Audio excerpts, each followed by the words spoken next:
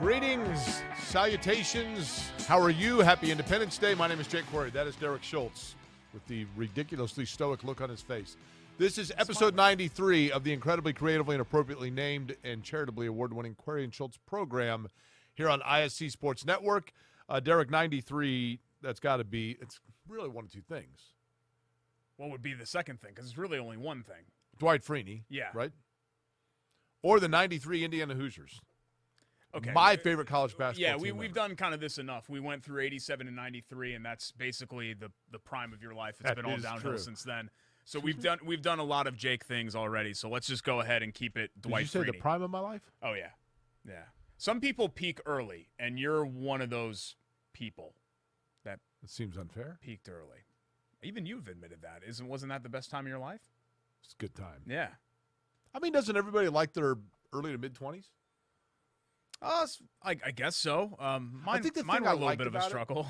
What's that? Mine were a little bit of a struggle. Yeah. For me, the thing that I loved about it was nobody had any money. Well, yeah, that's what Everybody's I was getting I was out so and trying broke. to get their footing, and it was like summer camp for adults. Everybody just kind of looked out for each other and hung out, and then obviously, people start getting married and breaking off and whatever else from the groups, but it was fun. A lot of fun.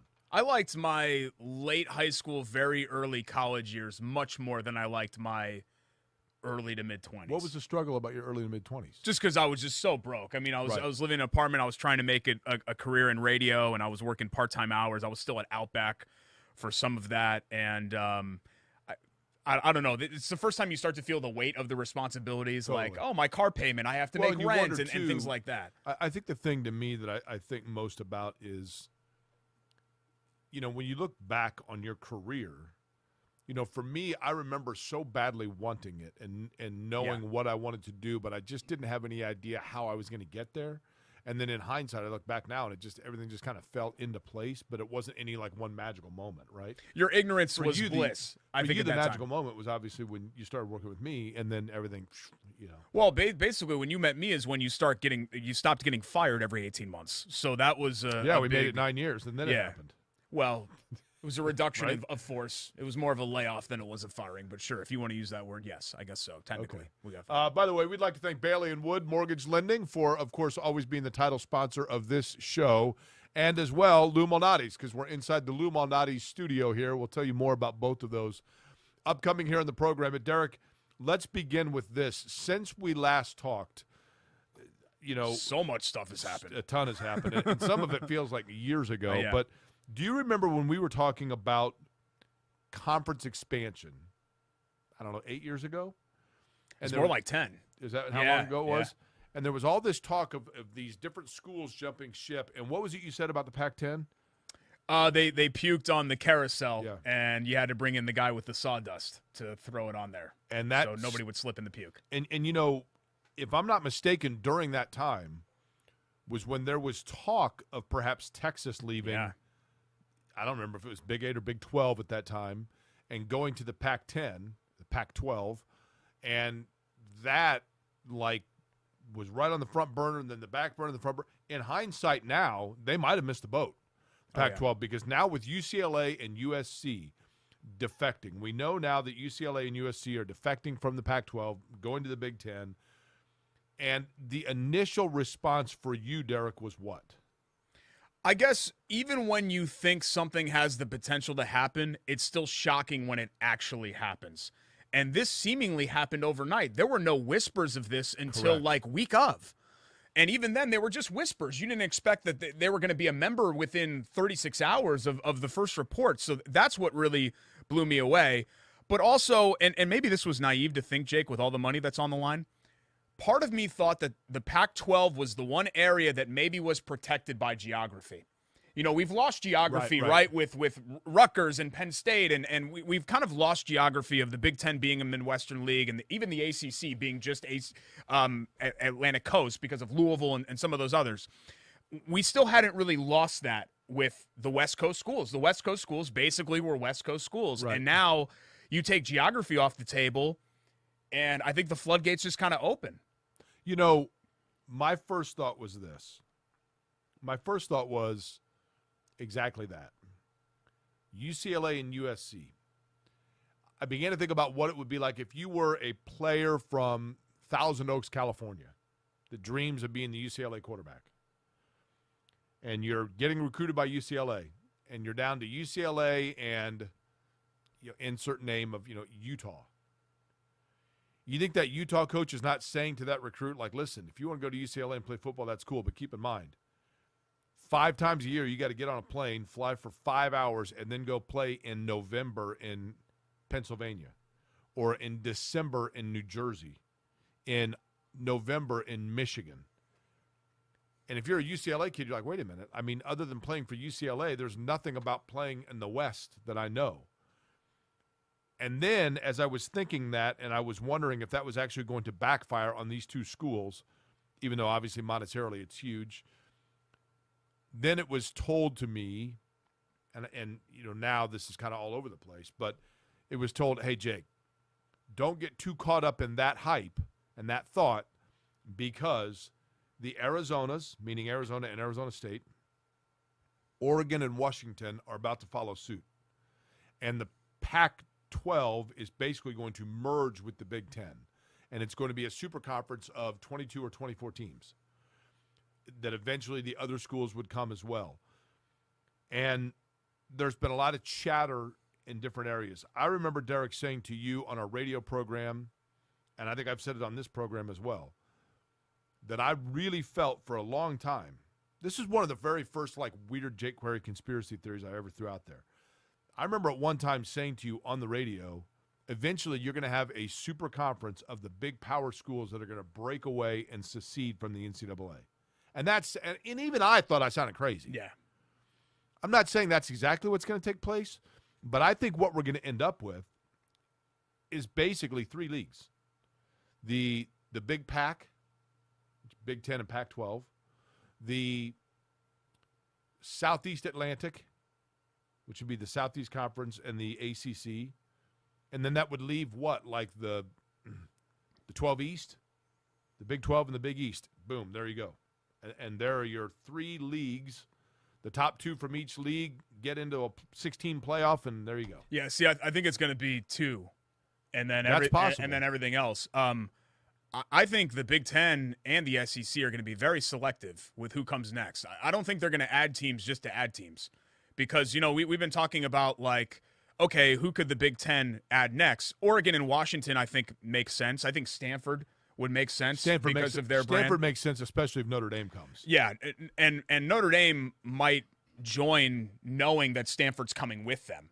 And we'll talk about Notre Dame here, because I think that really impacts Notre Dame's independence here, because this is the first time that I've ever felt like that was a ticking clock. Right. I don't think Notre Dame's going to stay independent. Notre Dame's like George Clooney, right? Like George Clooney. ER guy? Huh? The ER guy? Well, yeah, he was on ER like 30 years ago. Yeah. That's right. Yeah, I know George Clooney was like the world's most eligible bachelor forever. Mm-hmm. And then finally it's like, oh, my goodness, George Clooney's getting married? Holy cow, somebody locked down George Clooney. That's what Notre Dame is, right? Yeah. I think what you're going to see is, first off, you're going to see the Pac-12 is going to dissolve. A lot of those schools I actually think are going to end up in the Big 12, and the Big 12 is going to end up being the 3rd league, but the last of the power leagues, but still a step down. If you're Kansas, see, the Big 12 is interesting, Derek, because Kansas and Oklahoma State have some cachet, right? Does Kansas State? No. Does Iowa State? No. Does Oregon State? Does Washington State? I mean, that's right. The true loser in all of this are the programs. I'm going to say this. It's going to sound. They should have a conference that's just called Defunct and Forgotten State Schools. I'm going to say this, and it's going to sound critical, and I don't mean it that way, but it's why Purdue is in a very advantageous situation here, being the Big Ten, because if the Big Ten were the one to dissolve, Purdue would be the one that would be in that group, where it's like, who wants Purdue?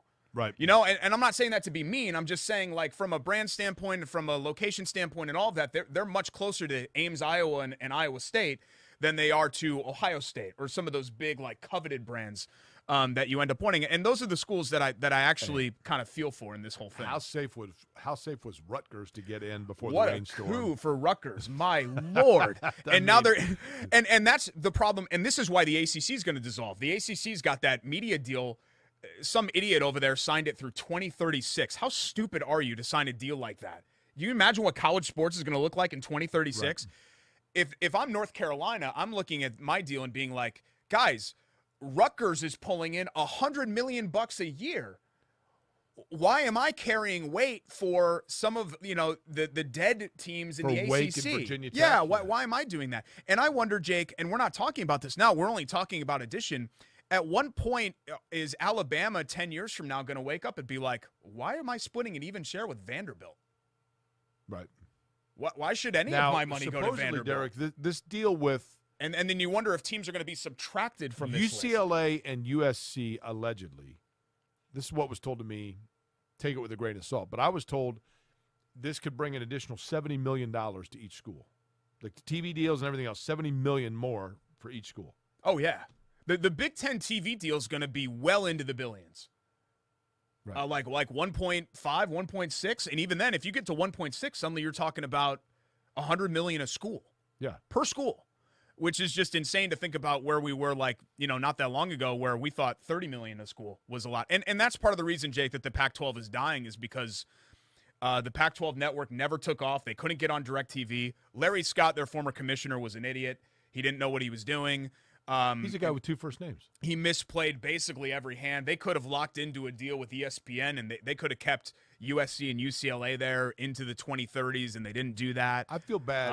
Our friend, mutual friend, Ashley Adamson, who does a great job. Me too. Just a wonderful person. Have you talked to her? I mean, I had her on my podcast. What's the future of the Pac-12 I tweeted network? about it and everything like that, and it was on IndyStar.com. It's on iTunes and all major podcast platforms. I support IndyCar or whatever else that you do, and I don't even necessarily really like what you do, but I do it because we're best friends. So you should really support the other things that I do. Yes, I had Ashley Adamson on my IndyStar podcast, and we talked all about it. You can listen if you want to hear what she had to say about the future of the Pac-12 and the Pac-12 network. Let me see. You said that's on a podcast format? Yeah, just like this show. Same sort of thing. When did you start doing that? 2 years ago. Well, I started it with Doyle, and then, just one of the many revenue streams Schultz Media LLC has. What happened with the Doyle deal? He wanted to stick to writing. He got burned out a little bit, so that's why we ended up going with Ashley. But yeah, I think what'll happen is the remainder of the Pac-12, because Oregon Ashley, State, your wife?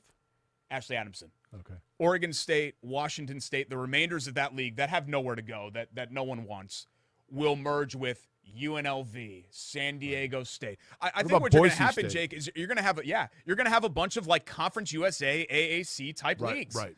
And it's going to be the programs that don't make the 40 whatever team cut for the Big Ten and the SEC. I don't know anything about their athletic programs. The Cowboys? Yeah, no, I know they played Indiana in the first four, right. And their football program's been okay, right? Joe Tiller was there. Yeah, Josh Allen. Yeah, Josh right? Allen. Wyoming. There, yeah. So I know. I think it's like a MAC school, basically. But what's cool to me, Jake, about the Big Ten, if we're talking about this from a fan perspective, part of me is sad because the Rose Bowl is now nuked. The Pac-12, which is one of the few leagues, the Big 12 has no identity. They've only been around for 20 years. Pac-12 has been around for 100.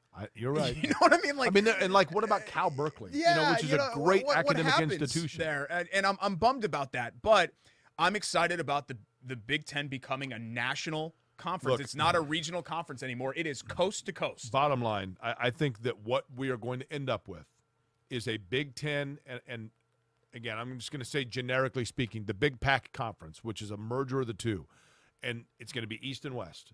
And the East is going to be Ohio State, Michigan, Illinois, Michigan State, Rutgers, Maryland, Indiana, Purdue. The West is going to be Minnesota, Iowa, Nebraska, Arizona State, UCLA, USC, Oregon, Washington, and whichever school I missed out of the Big Ten. I don't think the Big Ten's going to lose anybody here, but I think they're going to take on, the Big Ten right now is 14 schools? Yeah. So you take on 16 with UCLA and USC obviously. Right. Yeah. So 14 plus the 2, that's 16. I think they're going to take on another 6 to 8 schools. Yeah. Stanford probably being one of them. I don't think they're going to do divisions. I think what you're going to do is you're going to have 3 protected opponents every year, probably. Like Michigan will always play Ohio State, Indiana will always play Purdue. And then you'll have 6 that rotate. Six. Can you imagine Group 1, Group 2? Here's the thing, Derek. And they rotate Can you every 12. imagine the coup for UCLA in home ticket sales for the first, the first time Indiana goes and plays at the Rose Bowl to play UCLA? Are you kidding me? Yeah, it'll be cool. And Tons think of about peop- all the West Coast tons of alumni people for will all go. the Big Ten schools. Right. Tons of people will go. Yeah, right? you don't think there's a ton of Indiana, Ohio But State then after grads in you California? cycle through that, it's kind of like the Brickyard 400. The Brickyard 400, the first 10 years that it was here, was massive because people had to go see Brickyard, like stock cars at the Indianapolis Motor Speedway. Then once that wore off, it was like, I've done that. And is that what's going to happen for Indiana, Purdue, Minnesota to play? Sure, but who In cares? Pasadena. You get your TV check, whether there are 80,000 people at the Rose Bowl or Speaking of 8, which, you get your TV check. I just Who got a cares? message from you. You got a check for me today? Yeah.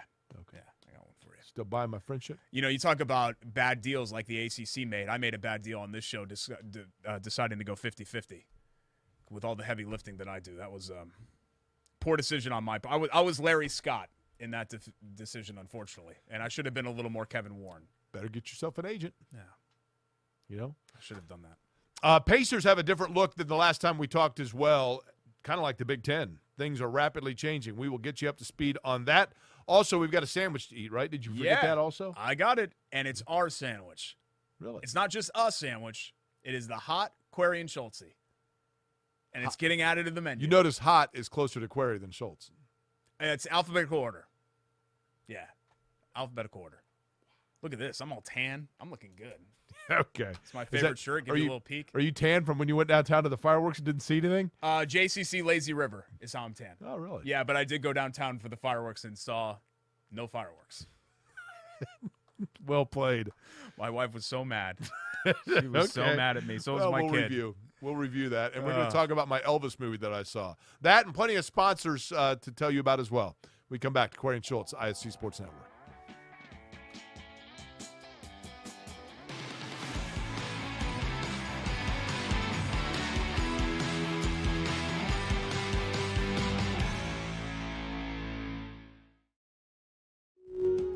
Hey, I'm Jeff Saturday, and my favorite thing when I was a professional football player was Indiana. The Hoosier State always made me feel like family. That's why I trust Indiana's hometown mortgage lender, Bailey & Wood. This family-owned company not only gives back to the communities they serve, but also with their 5-star customer service, they can close on your dream home in days, not weeks. So remember, Indiana, you can always get your mortgages at a snap with Bailey & Wood. Hey, Jeff, how does this look? Yay! Not bad, bud, but let's stick to mortgages.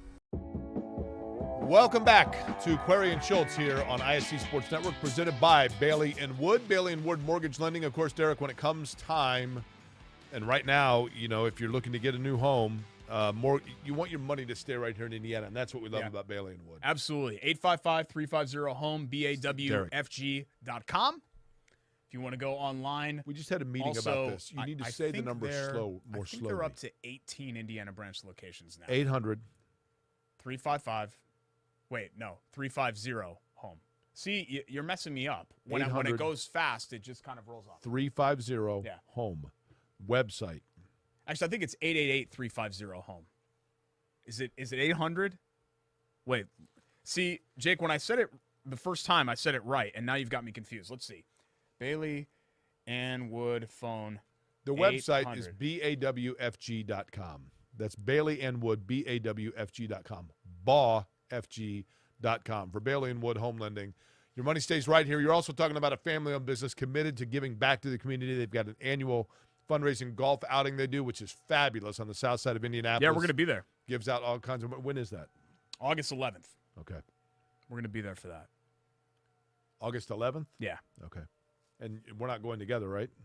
I thought we'd carpool. It's down on the south side. I'm going to say that's unlikely. Well, I already made a playlist, so you're locked in. Excuse me? I already made a playlist. Whenever I carpool with friends, I make a playlist. It's usually all stuff that I like, but I figure I might turn you on to some bunch of new fish music. Crap again? Well, there'll be some fish in there. Yeah, mixed in, probably. There's not any fish in the sandwiches there. No, there's no fish in this sandwich. That's good. Thanks to our friends at Hoagies and Hops. I am so This looks fabulous. humbled and honored. This is the greatest thing probably that's ever happened to me in my professional career. I've always wanted a sandwich named after me. Okay. And this, what I have here, just relax. I'm talking about the sandwich. You're chomping away already. Alan, get that camera off him. Thank you. This is the Hot Query and Schultz. Hoagies and Hops, 42nd and Boulevard, hoagiesandhops.com. You want me to list all the amazing ingredients on this thing? So this is something from this brain right here. Prosciutto, gabagool, bacon bits, provolone, banana pep, lettuce, onion, and then if you want it query style, chili water mustard, which is awesome. We've had that on several of their other sandwiches. Or you can get it Schultz style, which is horseradish mayo and oil. Why are you the horseradish mayo and oil? Because you don't like mayo. Well, that's correct, but Yeah, so that's why it's Schultz style, and that's why yours is query style. So here it is. First ever bite of hot query and Schultz. it's very good, by the way. Oh, my God. Oh. I knocked over our Bailey Woodcock. Watch your language, please. I'm not going to swear. That was excellent. The bacon bits is a nice twist, right? Because this is basically like a hot Italian. But I thought the bacon bits would be a nice twist on it. Kind of make it our own. Personalize it a little bit. I think it goes without saying that if my name's on it, it's got to be hot, right? Yeah, me too. Me too. Okay. I think we're both, in a way, we use this term mostly referring to me, but I think in a way we're both sex symbols. You for like the older, like 55 to 70 range. Like I think you'd be like a what's the word for that? Geriatric? Okay. Is that the right word? Sure. Level of sex symbol, and I'd be more for people that are just in the prime of their life, even into their young 20s. I'm happily married and all of that, but yeah, like, 70? coveted in that area. Okay. So mine would be more like, 22 or so to 22? 40, Okay. and then you would be more like in that By the way, I meant to tell you, Couple- Derek, I got a 55 to dead. I got would this say. new hat. Mhm. I was walking around. Me and the other 70-year-olds were mall walking, and they had a sale on these hats, and I thought this was cool. This is an Indianapolis Clowns hat. That is pretty cool. I Okay. love the old script. I need to obviously kind of bend the bill a little bit, but the fun thing about it that I thought, because every once in a while, because you like it when I wear hats backwards, so there's a like all hats, that has like the auxiliary logo that goes on the side of the hat. And this one, I thought it was fun because I thought, you know what, if I wear this backwards on set, then the logo is going to be looking right at you, which is fun. So, without further ado, Oh, no. what do you think? Oh, it's awful. It's like a 50s style clown. Can we show the camera? Yeah, It's horrible. wonderful. He's all bald. Look at that. Isn't that great? Look at I'm that right there on the demon side of the thing. hat. So if I wear the hat this way, and hello, fellow kids. Yeah, that's really what it is. Like, I just get depressed looking at you with a backwards hat. Like, it makes me sad. Like that I'm ever going to be that old or try that hard. Derek, when you're round and turn 4 on 50, Yeah. if you're able to wear a hat backwards and have this kind of awesome hair coming out of the front, You do have nice hair. Be proud of I'll give you yourself. that. It's all gray now, but you do have nice hair. it's not all gray. Does that look gray to you? It's basically all The gray. now. facial hair is a little I gray. just get nostalgic about that hat I'm filling out a because little bit, but the script reminds me of the NBA draft. If you're an 80s or 90s Oh, kid, can I do my those script hats impersonation? remind you. with the 6th Oh, pick God, here we go. in the 1986 NBA draft, the Indianapolis Clowns select Jake Query of North Central High School in Indianapolis, and then you put it on, and then they do this, and then the handshake. And You got to go flat bill, bro. well, I know, this way. Yeah. Can't curve it all up like it's No, 1991 you know North what the Central guy High told School me? anymore. The guy told me at the hat store that flat's out now, Oh, yeah? back to curve. I'm usually in on these trends, and I've not heard that. I'm Okay. usually ahead of you. Malcolm Brogdon no longer a pacer. Well, Derek, first, hold on. that's- Hero of the week with our hoagie of the week. Oh, yeah, sorry Joey about that. Chestnut. 64 hot dogs and buns, H&B's, It was 68, wasn't it? down from, I thought it was 64. Was it 68? Down from his record-setting 76 last year, but he had to choke a protester.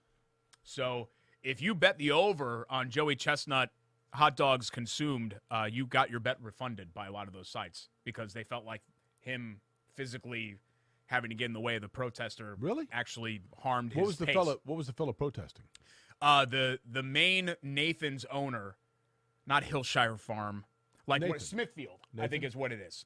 Okay. Smithfield Meats or some, I don't know. You know those meat processing plants, like we saw what happened with COVID and all of that. Like they got under the microscope, and apparently he was upset about something involving Smithfield. I didn't research it any Okay. further than that. 15 mustard belts now for the 38-year-old Joey Chestnut, the best to ever do it. By a long crazy. shot, right? Oh yeah. Oh, yeah. I mean, he's so far ahead of the rest of the game. It's incredible. Yeah, I was, and thanks to, again, hoagiesandhops.com, 42nd and Boulevard, and this delicious. You can go in there this week. It's getting added to the menu permanently, but this week she's going to have a sign. If you want it query style, mustard. If you want it Schultz style, horsey mayo, and oil. And we'll see which sandwich is more popular. I think it's pretty obvious what it's going to be. I don't think it's a surprise that Malcolm Brogdon got dealt. I think we called it an inevitability on the show. I think the surprise with where the Pacers are is the fact that Jalen Smith's coming back, because you thought another team was going to jump at the opportunity to buy low on someone that was capped with the Pacers. They could only pay him $4.5, whatever it was, million to retain him. So I think it's a huge home run for the Pacers to get at least another year, hopefully 2. I'm assuming a player option was attached to that. I did not. Yeah, have you seen that? To me, it was interesting with so Jalen Smith. For those that are unfamiliar, he was acquired by Indiana midway through the year with a trade with Phoenix, but Phoenix had declined their option on him in his rookie deal. So because Phoenix was dealing a player who they had declined a further option on, that limited how much Indiana could pay him, and I thought he showed good promise with the Pacers. Seemingly a really good guy and young, still only, I believe, 21 or 22 years old. Yeah. So you felt like somebody was going to come in and pay him more than what Indiana could do. And that's a major coup that they were able to convince him to stay, not just for 1 year, Derek, but for 2. So that gives them a really good chance to evaluate him, and he's gambling on himself here, right? Yeah, he must have felt confident that the Pacers were going to. Or he didn't get a lot of offers elsewhere. Well, that too, but I do think that the Pacers, given their front court, probably went to him and said, look, you're part of our plans. We want you here. And I don't know if every team was going to be able to do that, especially with the way that the draft went. A lot of the big, hungry teams ended up with bigs in the draft. And then a lot of teams use their mid-level exception, which would be money that you would normally use on a player of Smith's caliber. You know what a big, hungry team could use? A hot query in Schultz. Available Schultz at style. Hoagie's. Huh? Schultz style. No, they'd want it. Horsey mayo and oil. No, when it comes to basketball players, you want somebody with a little mustard on the hot dog. You know what I mean? Ask for it Schultz style. That's how you have to ask for it. Okay. So I don't think Jalen Smith, I think, Jake, sometimes we get it twisted. Like, okay, well, this guy's 20, and that means that he's going to be a huge star by the time he's 25. Jalen Smith might just be a guy, but I think he's a nice NBA player and a starting caliber player. Let's talk somewhere about down the what line. Indiana got back from Malcolm Brogdon. Okay. A number 1, which is top 12 protected. So if Boston, for whatever reason, has a disastrous year, it's not going to happen, right? So the Pacers, Derek, if you look at what Boston did with the team they currently have, they initially stockpiled draft picks, and they got Jaylen Brown, and they got Marcus Smart, and they got Jason Tatum, Grant Williams. You have to hit on those picks, don't get me wrong. But the Pacers are going to be in a situation where not only do they have Tyrese Halliburton, under 25, Jalen Smith, under 25, Isaiah Jackson, under 25, Chris Duarte, right around 25. But they're going to have now Benedict Mathurin, under 25, and 3 picks next year. Yeah. I mean, it's entirely possible that the names I just mentioned, plus the 3 first-rounders next year, that's your roster. Well, what interests me about the Boston pick isn't that they're probably going to be picking in the late 20s. It's the potential now with 3 picks to move up. Correct. That's what interests me about that deal. As far as the other pieces, I mean, I would be surprised if Stauskas, Fitz, or Morgan end up on this roster. Right. All those are minimum guys, and they were just trying to make it work. Daniel Tice could. Okay. As a veteran backup big, but he would have some value as a trade piece. But, Derek, I think Tice is intriguing, and I'll tell you why. I'm not saying that they're going to keep him. I think they're – No, I'm not either. I'm just saying you could talk me into it. But if they do, Tice has one thing that Indiana doesn't. What the Pacers have lacked, and they had it in the Paul George West era, George Hill era with David West. They had it in the Reggie Miller era with Dale and Antonio Davis. What the Pacers lack, and they had it in the Jermaine O'Neal era with Ron Artest.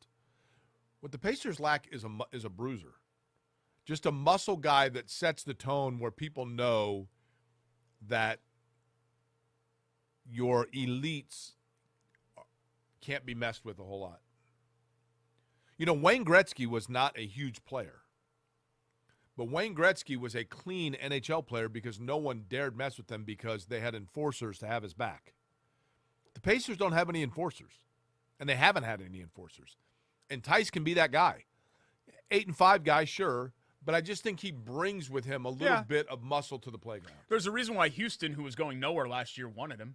Right. They ended up giving him back to Boston, but still, they acquired him for exactly that, to fulfill that role as being kind of that veteran. And you need guys like that. It's great to be young. You can't just have 15 guys that are 22.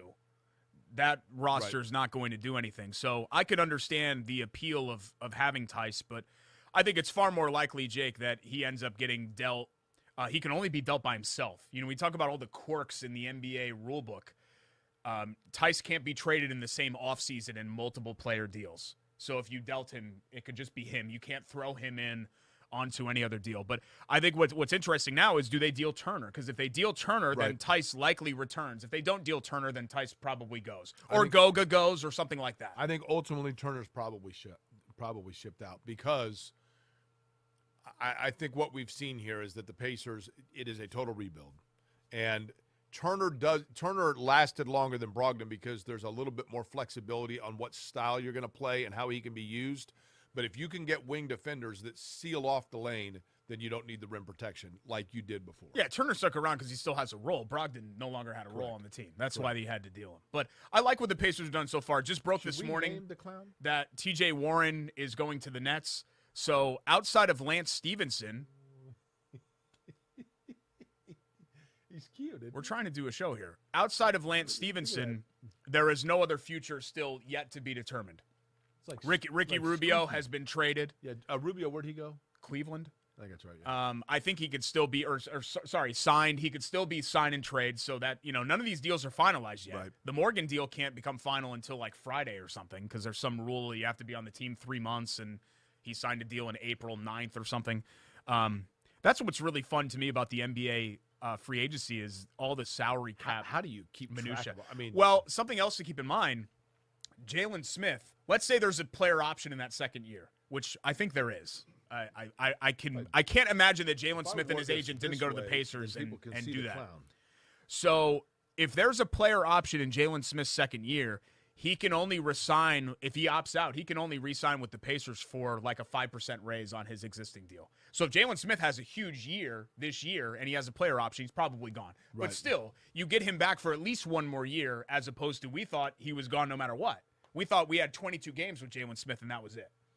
Does this look as ridiculous as it feels? But I want people to see the clown. Can I make one more mention? Like, I know that sometimes in the summer, like, we have, like, hey, let's have, like, screw around time. Ha-ha, like Corey and Schultz being funny. We have so many sports topics to get to today that I just don't have time for shenanigans. We're going to have to leave shenanigans to next week. Or at the very end of the show, like, when we're wrapping up, you can do, like, sideways hat and ha-ha, like, shenanigans. We have to be, like, this is Meet the Press here. Like, people are in for hardcore sports news. I've never seen you like this. Well, It's important to me. There's a lot to get to. You know today. what? They should name this sandwich Meet the Press and spell it MEAT. Okay. Well, if you're not going to be serious, that's fine. I can only control what I do. I can't control what you do. Hoagies and Hops, Meet the Press. Can we talk about Neesmith too, just briefly? Because Neesmith is the only other part of this deal that intrigues me as a long-term piece. Former lottery pick who never really stuck with the Celtics. He was known as a shooter coming out of Vanderbilt and has been okay in that department, but he really fell off in year 2. And just never cracked the rotation. It's tough, Jake, to crack the rotation on a team that's trying to win a championship. Correct. And so if he really harnesses that shooting ability, he's already at least an adequate, if not better than that, defender with some room for growth there. If he could be a 3-and-D guy, that'd be fantastic. If he could just be a 3-point shooter. How big is he? He's like 6'5". I mean, he's basically Duarte's size. Okay. So he's not huge. Duarte's the guy, Derek, that as time goes on, Duarte's the guy that I think gets squeezed out a little bit. But he shot I think we thought Duarte was really good, and he's a nice player. But Duarte is not a nice player on a 50-win team. I think Duarte right now is a seventh guy. Here's the problem with Duarte. He's about as good as he's ever going to be right now. I think that's fair. I just think, the low ceiling thing is right because, God, the dude's 25 years old. Like, right. He's 25. A lot of these guys are 5 years into their NBA career before they're 25 years old. So, I mean, I would love to be wrong about that. I'd love to think that there are these this really super high ceiling for Chris Duarte, but I think he is who he is, which is a really nice NBA player, and he's going to be a starting caliber player for 12 years. I think you're kind of the Chris Duarte of this show. You kind of know what you're getting. Think about it a year from now. It's probably pretty much where you are, right? I'm trying to think of what you would be if I'm Duarte on this show. Like Al Jefferson's like 40-something, right? Is he still trying to play? Like that's kind of what you were. Like a high school phenom. Remember Al Jefferson was a big deal? Like you were a big deal. What was that, 25 years ago at RTV? You know my Al Jefferson story, right? Yeah. I think you've told this on the show, haven't you? With his mom. Grandmother. Had a disposable camera or something, Grandmother. right? After the Celtics-Pacers playoffs, Reggie's last year, Al Jefferson was a rookie. Rookie or maybe a second-year player. Yeah. But like 20 years old then. Yeah, and I was doing a live shot on Channel 6 after the game in Boston TD Garden or whatever it's called. And Al Jefferson came out with his grandmother, and I said, hey, man, like I think you're going to be a good player. And his grandmother got so excited. She's like, and you're on TV? I'm like, yes. She's like, can we get a picture with you? So she took a picture of me and Al Jefferson because I was on TV. They still probably have that frame somewhere. Like just some random white dude in this picture with my kid. Like, I don't know. That's pretty cool. It's pretty cool to think that you're just somebody's like random memory for something like that. Yeah. Yeah. Al A lot of women would be like that for me, where I'm like their memory. Probably. Okay. There are a lot that let me go. There was one, I'm not going to name names, Megan, but she didn't think that it was right for me to pursue a media career. She wanted me to, like, it was near the end of college, like, what's your career going to be? And I said, well, I'm going to be a big media star. And she said, no, like, I know what your hobby is. What's your career going to be? And I said, I'm going to be a big media star. And she said, that's not a career. Like, you're not going anywhere there. Like, are you going to go to business school? Like, are you going to get, like, a real degree? Because I had a sports broadcast degree. And she left later on that summer. What's she doing now? She lives in Hoboken. Really? Yeah, she works in the city. She run the Sinatra Museum there? No, she works at one of those big banking firms, I think. Yeah. She's married? No. How do you know? Still follow her on Instagram. Yeah. Okay, there we go. Truth comes out, huh? No, not like in a weird way. I have some ex-girlfriends that I still follow and things like. Don't like it. Don't hit there. Yeah, Ashley and I have never had that kind of relationship because I know other people that are in that, like the people that have the dual Instagram accounts. Oh, yeah. Yeah. Like Mike and Trish Smith, Instagram. Okay. Why did you need to do that? Like people do whatever works for your marriage, I guess, but we've never really been like, my wife's not sneaking around thinking that I'm like direct messaging ex-girlfriends from 20 years ago. That'd be weird. What about Katie Koleski? That one was a little bit more of a weird fascination that went a little bit deeper than some of these other ones. Yeah, okay. Let's not talk about Was there a restraining order? No. Okay. I mean, I was only like 14, so okay. Yeah. It's a long time ago. Did you ever talk to her? Like physically? Yeah. Or like via phone? Both? She was my chem partner once in Mr. Casanti's class. Okay. Yeah.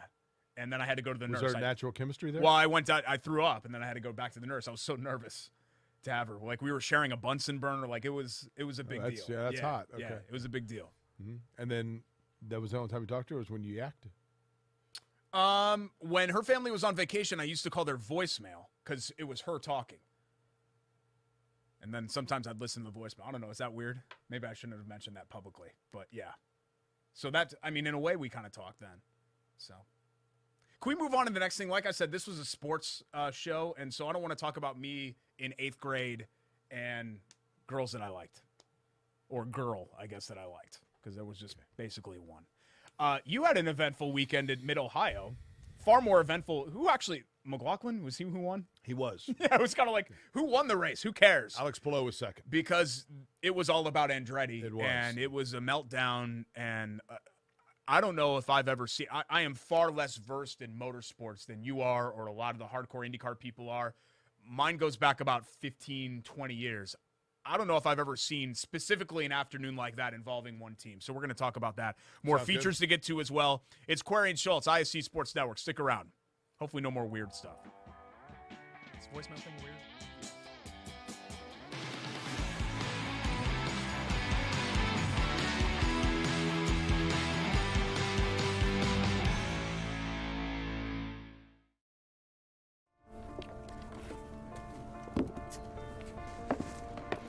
College wasn't built for me. I didn't care if I had to work a double shift. Or if my kid had a fever. Deadline's a deadline. I want to set the deadlines. I want to take tests when I'm ready. I want to take courses on my time. And speed up when I know my stuff. I want a university that cares about me. Tests on your time, courses on your time, graduate on your time. WGU, the nonprofit university of you. Hey, I'm Jeff Saturday, and my favorite thing when I was a professional football player was Indiana. The Hoosier State always made me feel like family. That's why I trust Indiana's hometown mortgage lender, Bailey & Wood. This family-owned company not only gives back to the communities they serve, but also with their 5-star customer service, they can close on your dream home in days, not weeks. So remember, Indiana, you can always get your mortgages at a snap with Bailey & Wood. Hey, Jeff, how does this look? Yay! Not bad, bud, but let's stick to mortgages. Welcome back as Bailey & Wood presents Query and Schultz, IC Sports Network, alongside Jay Query. I'm Derek Schultz. Thanks so much for listening. Thanks so much for watching. Do not touch me. I don't care what you do, as long as you don't make any physical contact with me. Big weekend in sports, just in general. We had Joey Chestnut winning again, NBA free agency. The after effects of the Thursday bombshell of USC and UCLA agreeing to join the Big Ten. Mid-Ohio and kind of these, I almost call it like the dog days of summer of IndyCar. You get between the 500 and like the nitty-gritty of the points championship, and it's kind of like you have to remind yourself what the results are of some of those races, right? And so I'd be lying to you if I was like dropping everything that I was doing to watch Mid-Ohio. But I'm running errands, and I'm seeing some of the tweets come in and what guys are saying on the radio, like Grosjean and Rossi at Herta and all that, and I'm like, oh my Lord, like I have to see what's going on here. And tell me if you agree with this. I mean, I think the result of the race took a complete back seat to the drama of what was happening with the Andretti drivers. So you're the expert here, and you're, front and center with all of this. So I don't know if we're going to do like the Michael Scott explain this to me like I'm 5, but clearly this is something that had been building for a little while, and it looked like it boiled over in that race. So what you have is Romain Grosjean is a likable guy for certain. But he joined Andretti Autosport this year and, it's unfair to say, obviously he took the seat of Ryan Hunter-Reay, who I think was a well-liked guy. But Grosjean's very talented. But his driving style at times has been pretty aggressive. And he has had, in the past, at other races, moments where Graham Rahal in particular, called him out and just said, like, look, man, you're a little too dangerous out there. At Indy, during the 500, he was pretty aggressive with his lines. I remember Ed Carpenter saying on Carb Day, like, yeah, that's the one guy that, like, I don't trust him out there. So as a personality, Romain Grosjean, I think, is liked. But as a driver, drivers are still figuring out whether or not they can trust going side by side with him. Alexander Rossi's been a veteran with Andretti Autosport, Derek. And Alexander Rossi, of course, there was no secret about the fact that Rossi was probably looking to go to another team for next year, and now we know for a fact that is the case. It's been announced. Mm-hmm. He's going to go to Arrow and drive with Arrow McLaren SP and Pato O'Ward and possibly Felix Rosenqvist. However, really Rossi was pretty professional in the approach to it. He finished well at Detroit. He's had good races, and is like, even though everybody knows he's leaving the team, it's kind of like when two people divorce and they're still sharing the house until the house sells.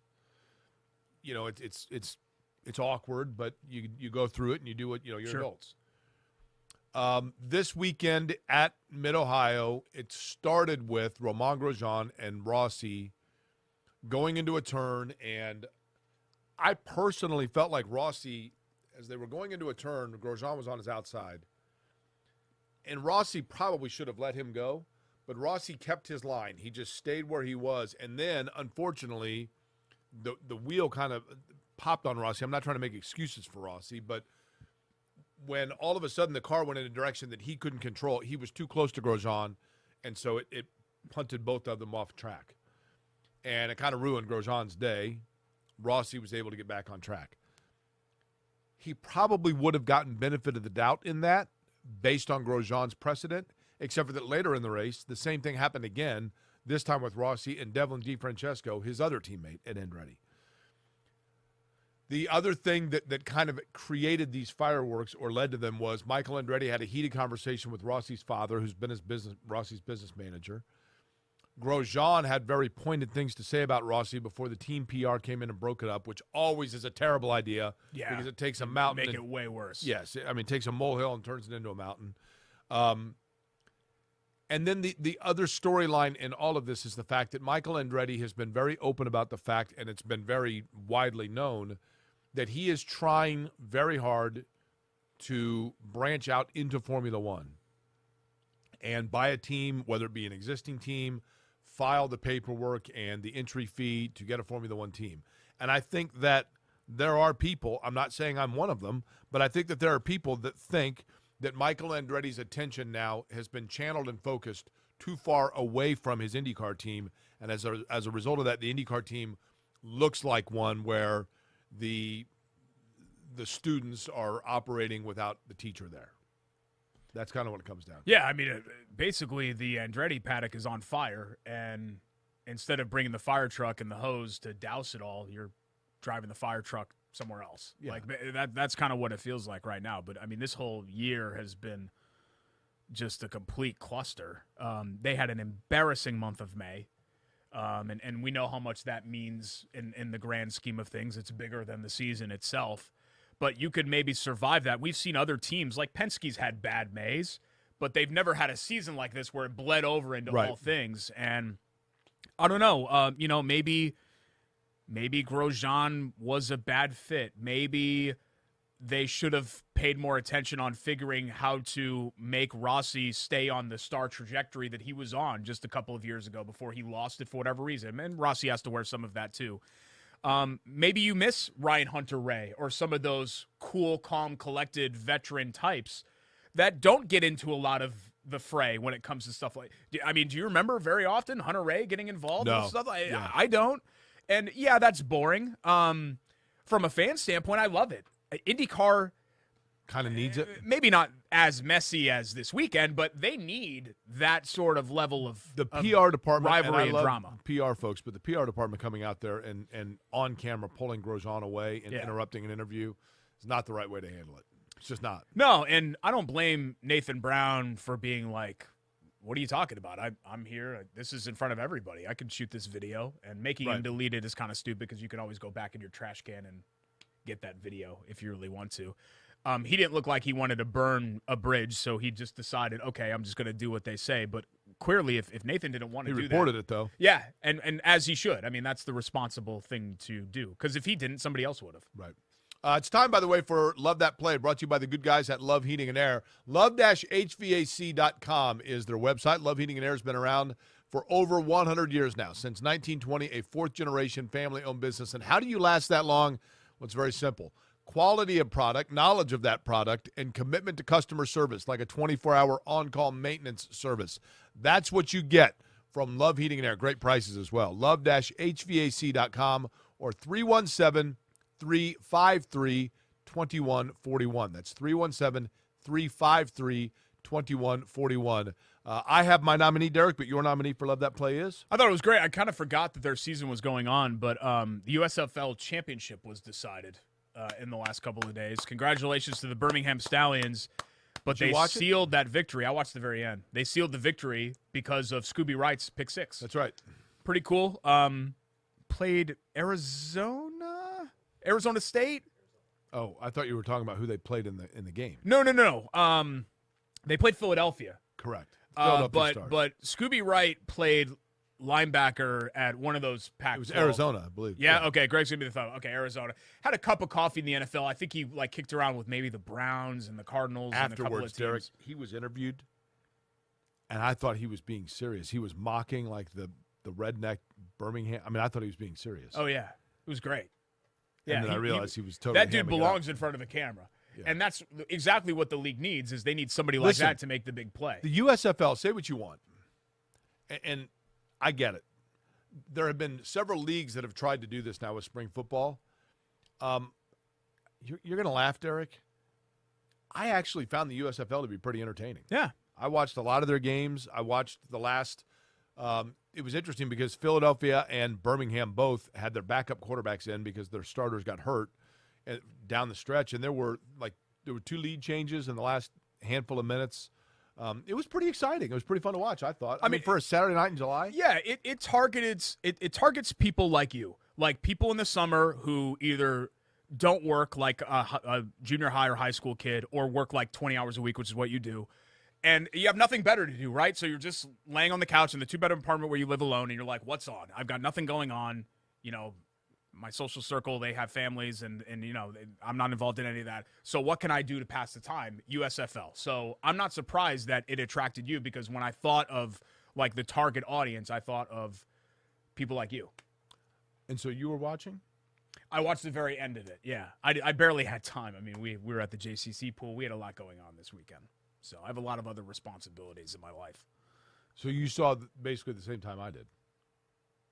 Yeah, I saw like right before the pick six and then the pick six. By the way, the Birmingham Stallions, and I love Birmingham because my dad worked for O'Neill Steel based in Birmingham, Alabama for 41 years. So Birmingham Stallions, I love that play, our favorite play of the weekend. It was pretty cool, though, to watch the end of that game and see him hoist the trophy that looks eerily just like the Lombardi Trophy. It's the same thing, isn't it?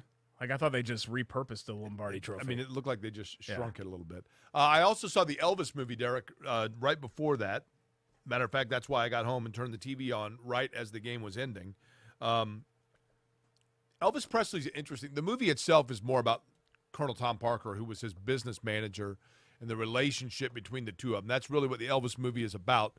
They do, at the end of it, show a very brief, probably 45-second snippets of his final ever concert in real life, which was, of course, in 1977 at Market Square Arena. We just had the 45-year anniversary of that last week.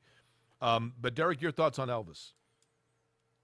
Like, as a icon? You mentioned something to me earlier about Elvis. Yeah, I think Elvis, when you think of, like, rock music, you think of, right, he's one of the names on the short list of people, like, name a rock musician or band, like, before Beatles, Elvis, like, it's the first thing that I'm going to end up thinking of. And this may be me being biased. I'm almost 40, and I feel like I kind of missed the cutoff of where it is where Elvis is really relevant to your life or had a big pop culture standing. I think for people 45, 50 plus, that's probably the case. Like, for instance, I think there are a lot of 17-year-olds right now that have a Spotify playlist that includes the Beatles, if the Beatles are on Spotify, or some of that era of music. I don't think a lot of 17-year-olds are listening to Jailhouse Rock. No, that's fair. I think here's the thing, though, Derek. And I don't know. I remember being in my mom's car in 1977 at a stoplight in Shelbyville, Indiana, and the woman in the car in front of us got out of the car, and my mom's sitting there, and I'm in the back seat or whatever, and this woman gets out and comes around and says, "He's dead. He's dead." And she's like falling to her knees. In a Shelbyville accent, yeah. And my mom's like, "Oh my gosh, like, did someone die in the car?" And my mom got out like, "Does this woman need help?" And my mom said, "What happened?" And the woman said, "Elvis is dead." And they just said it on the radio. Wow. So, I mean, I guess I knew who Elvis was, but, and I was only 4.5 when he died, right? Actually, I guess I would, I was a month shy of 5. But I think the thing that's interesting about your point is Elvis obviously became, especially in his later years, even though he only lived to be 42, he became a caricature of himself, right? Yeah. And so the Elvis caricature of the jumpsuits and the fat lightning Elvis, bolt, skinny Elvis, all that. Yeah. That became as much a part of him, the larger than life persona of almost the character, than like the Jailhouse Rock and blue suede shoes and whatever else. But I think the thing that makes your point interesting is I think there are people that would tell you that during the peak of his relevance, I don't think that Elvis had the ubiquitous like approval of a Michael Jackson or the Beatles or whoever else. Elvis is one that I think even at his height of popularity there were people that were screaming and falling over themselves and cutting up bed sheets from hotels he'd stayed in that were in love with Elvis. But unless you were in that camp, I think people were like, yeah, man, I don't get it. Yeah, the people that were into it were really into it. Right, but correct. And yet, so I think your point is consistent and fitting for Elvis, because you can say that he didn't stand the test of time or hold the relevance today, but I think there are significant numbers of people that would tell you, that would insist that in their world he was not relevant in 1965. But to those that he was relevant to, it was white hot. I was trying to think of like Hanson. I was trying to think of the difference is, and this isn't like a knock on Elvis, it's just true. Hanson's music transcends generations, whereas Elvis just kind of stays in his lane. Okay. I was trying to think of like a player that I would regard Elvis in, where you have to put him with the greats, but Johnny Unitas. You forget. That's not a bad one. I was trying to think more of an NBA guy. And Sammy Baugh. I thought about Moses Malone, like kind of in that era where he's great, but it just didn't feel like Moses Malone transcended basketball. Honestly, Derek, the way Magic Johnson did, per se. Honestly, probably Elvis would almost be like Pete Maravich. Yeah, okay. That's fine too. Yeah. You know, out of the sticks, doing things that had never been seen before. That's a good one. Playing in a style of play that resonated with African Americans, and yet when it was over, it was over. And then it just became Pistol Pete, and it became the floppy hair and the big pro Ked shoes or whatever, and the fancy behind the back passes. But people forget how good he was. Like I just don't feel like their music, like Day in the Life, doesn't sound dated at all. Correct. You know, whereas if I listen to Jailhouse Rock or Hound Dog, I'm like, oh my God, like this is like 1955 or whatever year it was that it ended up coming out. Yeah, you're right. And I just think his music doesn't transcend the way that Pink Floyd's music transcends, or the Beatles transcend, or the Stones transcend. That's fair. So, you know, when you watch the movie, you do realize how many songs he has that are like household songs. Oh, yeah. And it's sad to think that he died the way that he died. And they get into that. They definitely get into that. It's an unfortunate thing all the way around. Quick hits to get to. We still have Bite or Bull Bleep and a couple of other things to touch on. Quick hits is going to be big this week because there were so many A stories that I feel like a lot of stories that we would have led segments with are going to be in quick hits. Do we get to throw tomatoes for the we'll talk a little lose too. Okay. It's Corey and Schultz, ISC Sports Network.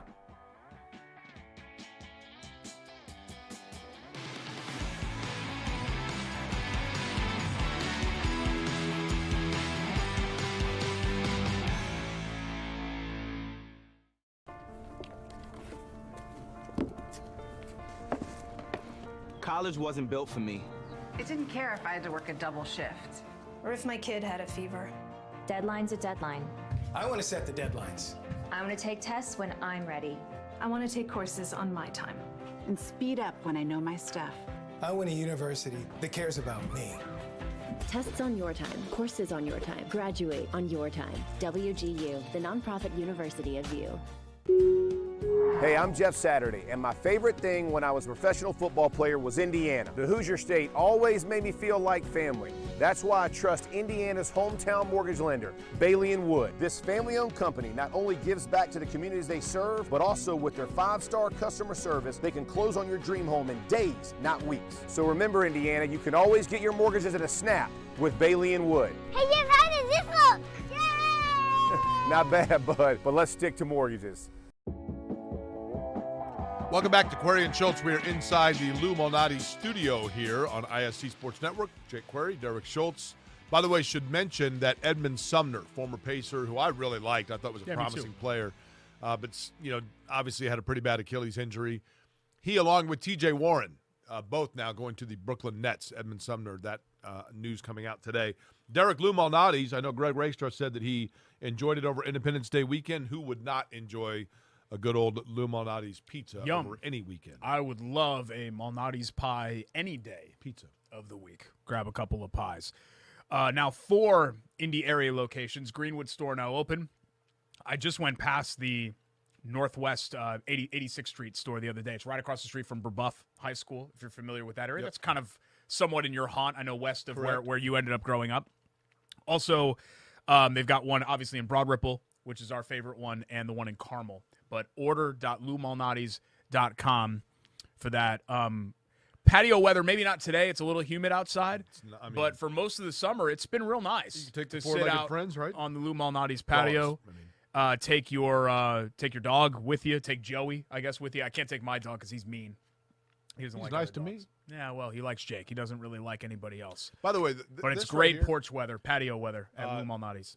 These facsimile tomatoes that we have in studio, I probably shouldn't legally. I probably shouldn't say that they're actual size, but they're darn close to the tomatoes you get inside the pizza, right?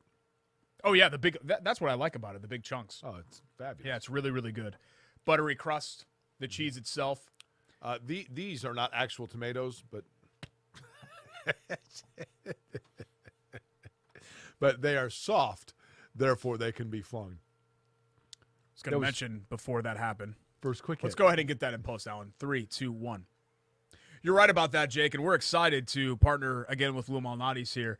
We're going to be there for a live show. I don't want to spoil the surprise coming up later this fall during the Colts season, which we're That'll be fun. really excited about. So the Broad Ripple location is where we're going to be doing Query and Schultz. That's awesome. Coming up here in the fall. Can't wait for that. Okay, it'll be fun. Been great partners of ours. Order.loumalnati's.com. Also, Pizza Run Indy, I should mention. Last day of the month, Sunday, July 31st.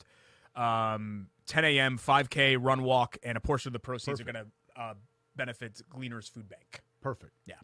All right. And we'll keep mentioning that, throughout the month as well. Or tweet us at Schultz975 at jQuery if you want more details on Pizza Run Indy.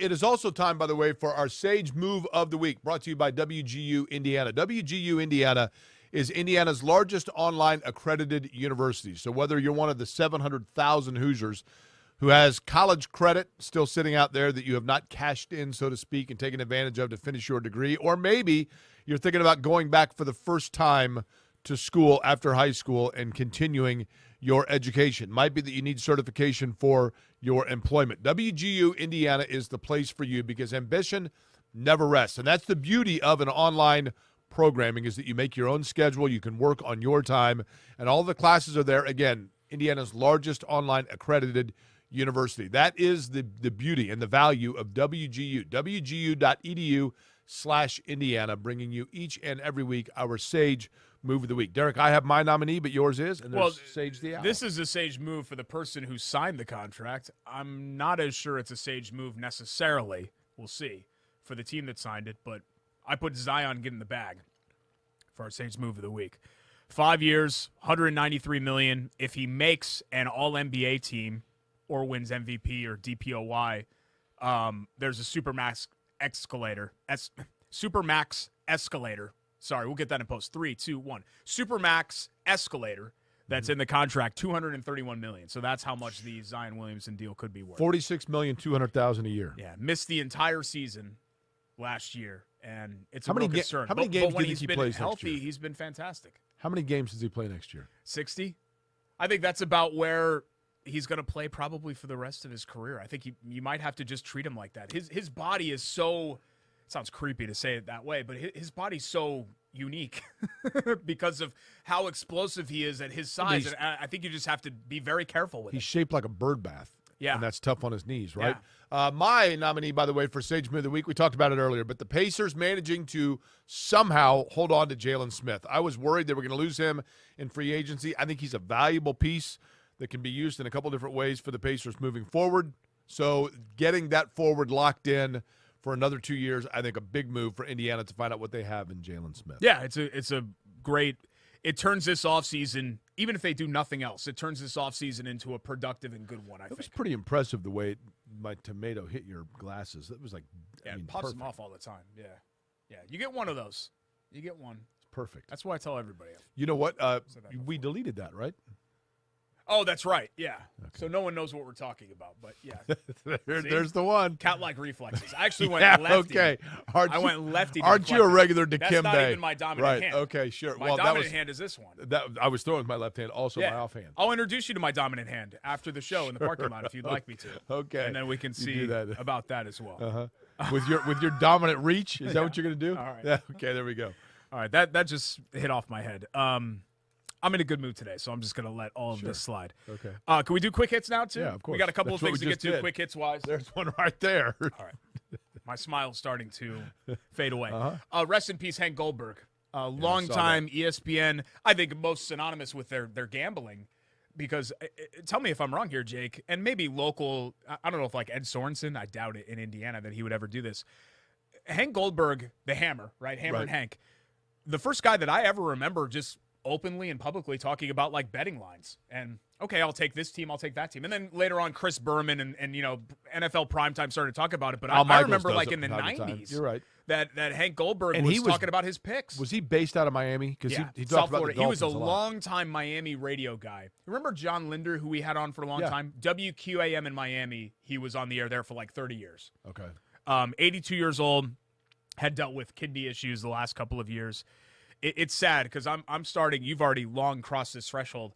I'm starting to get to the age now where a lot of the guys that I grew up remembering, sports personalities, are getting kind of to that age. Certainly when I was a little kid, and Hank Goldberg was one of those. He was a fun personality in the kind of the glory years of ESPN's initial NFL coverage for certain. Quick hit number 2, a sad story again. The late Demaryius Thomas had CTE, according to research, the degenerative brain disease linked to repeated blows to the head. This from doctors at Boston University who had been studying his brain. I don't know how these families sometimes do it, I guess.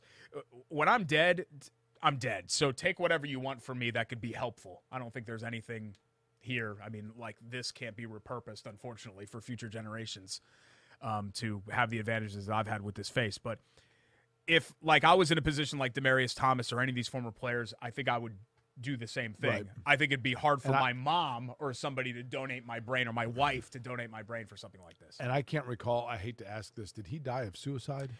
They don't know. They never ruled a cause of death. He died at 34. He had seizures ever since. He had a really serious car accident a couple of years ago and had seizures. They don't know how much of that was football, how much of that was the car accident, or the car accident maybe triggering something from football. So they don't know. Who is the other receiver, or tight end that I get him confused with of the same era that was really good? Was Demaryius Thomas? Oh, I don't know. Was Demaryius Thomas a Pro Bowler? Yeah. He had Peyton's record-setting 55 touchdown season when he won MVP in 2013 in Denver. Demaryius Thomas was his main guy, right? Yeah. Was there a Julius? Oh, Julius Thomas was the tight end. Julius Thomas, who had one big year and then signed a deal in Jacksonville and was never heard from again. Basically, that's what I'm thinking of. Yeah. Oh, I thought you meant like another receiver on a different team. No. In Denver, they had some high-flying teams for certain. Yeah. So hopefully something comes of this. Junior Seau did the same thing, right? Where they donated his brain, I think. Correct. And that unfortunately was suicide. Dave Duerson, maybe? Yeah. Am I correct? Also a suicide, right? I believe that's right, yeah. Just terrible, God. All right, let's end on a happy note. People of the internet are showing their appreciation for a Burger King worker. Saw this. Who only got a gift bag in recognition for his 27 years of service. So Kevin Ford had worked at BK for 27 years, and Burger King gave him a gift bag with a Starbucks cup, 1 movie ticket, so that would be good for you because you go to movies alone, and a bag of Reese's Pieces. He worked there for 27 years and didn't miss a day of work, right? 27 years, Starbucks cup, a movie ticket, bag of Reese's Pieces. So they started a GoFundMe for him, some of the friends, because they knew this is ridiculous because this is how corporations treat people. The GoFundMe has raised more than $320,000 for him, which is a lot of Whoppers. He's never called in sick. Yeah. It's sad, Jake. You like their onion rings? I do actually like Burger King's onion rings. Yeah, it's been years since I've had them. They are pretty good. They used to have a sandwich. It was called like the Cowboy Burger or the Rodeo Burger, and it was Berg cheese. Berg? Yeah, like a Berg patty. Hamburger patty. Yeah, Berg. So Berg. Derek, a Berg is either a neighborhood, right? Or like the family whose daughter Stephanie was a classmate of my sister's. 1 meat patty, so a Berg. Whereas if you had a double, it'd be a double Berg. Ice is a Berg? Okay, I don't know why do you have to fight me on every single, like, this is a common term. Pitts has a burg. Okay, so burg cheese, onion ring, barbecue sauce. Greens. And it was called like the rodeo burger, and it was like my favorite Burger King burger in high school. I used to go, there was one in Bridgeport, so I'd go, they had a bodega, so I'd get cigarettes, and then I would go get a bodega? I would go get 2 rodeo burgers at BK. Didn't they have the and they were $1.50 each. Was it Canadian bacon? So it'd be $3 for the burgers, $4 for the cigs, and then I would drive from Bridgeport into Trumbull, and that was usually like a 2 or 3 cigarette drive and the burgers. How much for the physical? I was young enough where I didn't have to worry about that, I guess. Was that the burger that had Canadian bacon? No, it had no bacon on it. Okay. Yeah, it was like onion ring or a couple of onion rings, cheese, burg, barbecue sauce. I think it was. It might have been raw. And no, you wouldn't put raw onions with onion rings. That'd be weird. Maybe lettuce. I'm not sure. No mayo, but barbecue sauce. It was awesome. I'm gonna look this up when we're done taping the show. Yeah, okay. Because it was like rodeo or cowboy burger or like if you did a little research, Texas a little preparation, burger. You could have looked that up before. I had no idea that this was gonna come up on the show today until you ended up mentioning it. We got Buyer to Bull Bleep, and we're gonna wrap up next. Thank goodness. You and I should, after this, go grab a burg. Yeah. It's Corey and Schultz.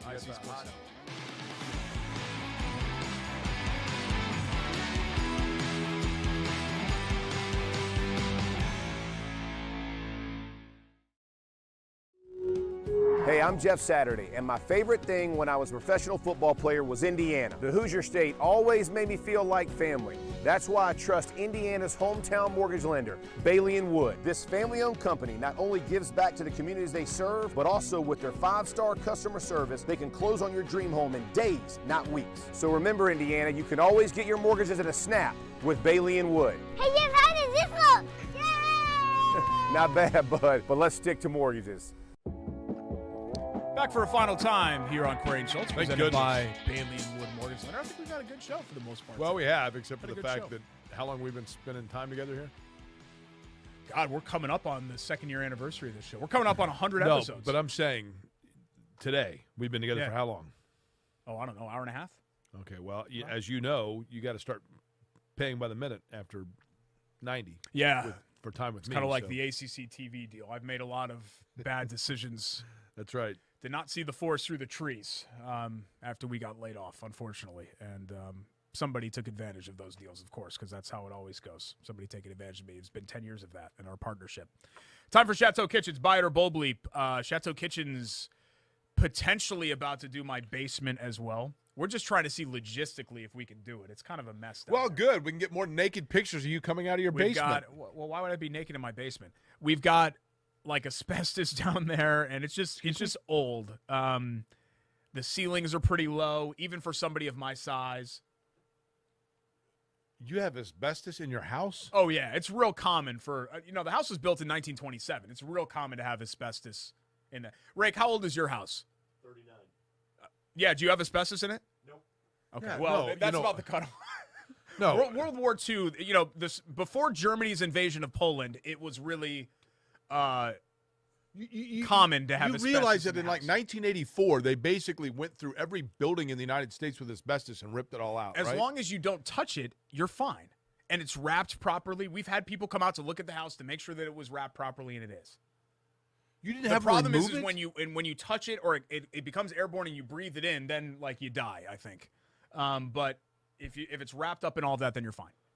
Yeah. Jake, let me ask you a question. Have you ever owned a home? Do you just like? Are you So like? let me stick to what I know and home ownership. I And mean, you we have a stick little to- bit of fentanyl in our baking soda, but other than that, we're not worried You about it. stick to 2-bedroom apartments with grandfathered in rent where you live alone. My building's That's your lane. 121 years old and asbestos free, mind you. Oh, I bet there's asbestos somewhere in there.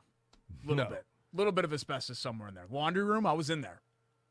Laundry room? Was there stuff wrapped up in there in the laundry room? No. We had to walk through the laundry room to get to, right? Is that what I walked through? Well, I mean, that's not to get where I live. That's to get where I took you. Yeah. Yeah, okay. Well, whatever it is. So hopefully Chateau Kitchens will be able to do our basement, but it's You just, went to it's gonna be you went to tough. Frank's.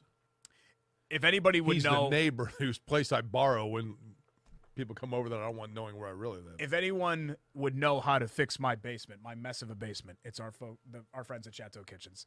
Correct. Kitchens, of course, are the specialty at Chateau Kitchens, and home remodeling. So bathrooms, anything on the interior of your home, chateaukitchens.com, at Chateau Kitchens on Instagram and Facebook for the before and after pictures. And it's amazing, the transformations that they make just with our kitchen. We love it. We've had it now for, it'll be almost 5 years. I mean, your bathroom looks spectacular. And the except bathroom for the is picture great. of you coming and out of it. And that's James's bathroom, so I'm not using that shower. I'm still using my main shower. Okay. I just wanted to give people like an idea of what the shower looked like. So that's why if I don't emerge from the shower still moist, they're not going to believe that what I'm saying is true. Like I'm putting my money where my mouth is. And I had a towel on. Yeah, no, you did. I mean, you could, if you really stare, you could see some of what's happening down there, but it was still all covered up. So, can we get that in post? That sounded inappropriate. Let's get that. It's amazing. So I had a towel on, so you could still. I've been able to hold on to my other job. Not have to see anything else. All right, here's what we do with Bite or Bull Bleep. I give a statement. We go back and forth whether we bite or it's Bull. Bite or Bull Schultz, yep. Statement 1, Kevin Durant will go back to the Warriors. Bite or Bull Bleep? 100% Bull Schultz. Yeah? I'm not convinced he doesn't go back to Brooklyn. He said he wants to trade. Okay, great. If I'm Brooklyn, I'm like, hey, you're under contract, man. I really don't care what Kevin Durant wants. I think, unfortunately for him, okay. What's going on? What is it? Why is Jake doing that? Oh, yeah, there it is. All right. See, that was just supposed to be like a brief flash. That's when I still had the mustache. I was still growing the mustache for the race. But there you get a full view, really, of, yeah. Looks good.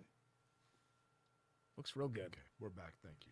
Kevin Durant, to me, has completely, and this is the guy that I've defended. I think he is one of the 20-ish greatest players in NBA history. I really do. Like, I have immense respect for Kevin Durant as a player. Great player. He's just misplayed his hand publicly over and over again. I would agree with that. He just can't help himself. I'd agree And with he's just never going to be viewed like that because people are going to know him as the guy that just bounced around from place to place. Yeah, like even that's fair. LeBron has overcome that. Kevin Durant will never Derek, overcome I saw that. a stat the other day. LeBron James, say what you want about him. LeBron James went to 2 different franchises that were coming off of 30-win seasons and took both to a title. Yeah.